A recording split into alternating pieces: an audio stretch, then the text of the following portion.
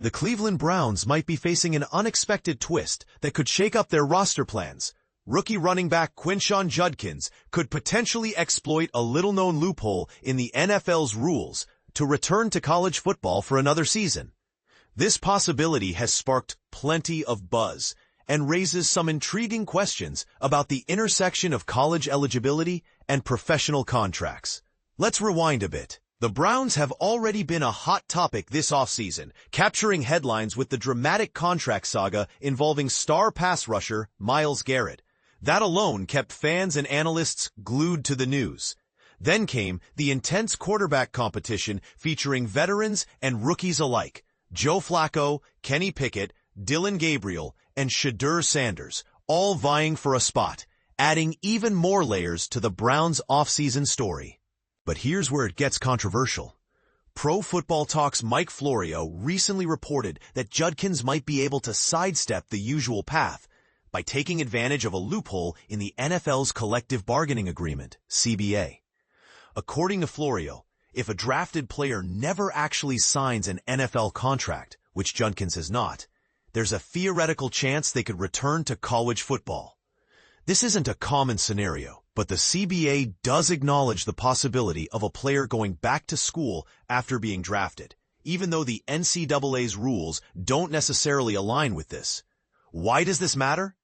Well, if Judkins chooses to return to college, the Browns would still hold his NFL rights. However, if he doesn't sign with the team by the end of January next year, he would re-enter the 2026 NFL Draft and could be picked up by a different franchise. This creates a unique situation where a player could essentially delay their professional debut while keeping their options open. Florio isn't new to this line of thinking. Earlier this year, he suggested a similar path for Shedeur Sanders, who fell out of the first 3 rounds of the draft. Despite declaring for the draft and participating in the NFL Combine, Sanders might still have the option to return to college football. Florio points out that many NCAA rules have been challenged for violating federal antitrust laws, especially now that players are earning significant sums through name, image, and advertisement, and likeness NIL deals. So why shouldn't a player with remaining eligibility be allowed to return to college? It's a question that hasn't been fully tested yet. This situation opens up a fascinating debate. Should players be able to leverage these loopholes to extend their college careers, or does this blur the lines between amateur and professional status too much? And what does it mean for teams like the Browns, who invest draft picks and resources into players who might not immediately join their roster?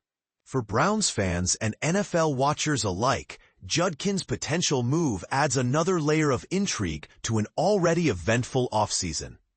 Will he take the unconventional route back to college, or will he sign and start his pro career as expected?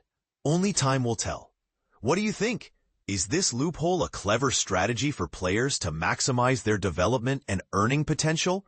Or does it undermine the spirit of the draft and college football? Share your thoughts and join the conversation below. About the author, Michael Gallagher is a seasoned sports journalist covering trending news across the NFL, NHL, NBA, WNBA, college football, and entertainment for Newsweek.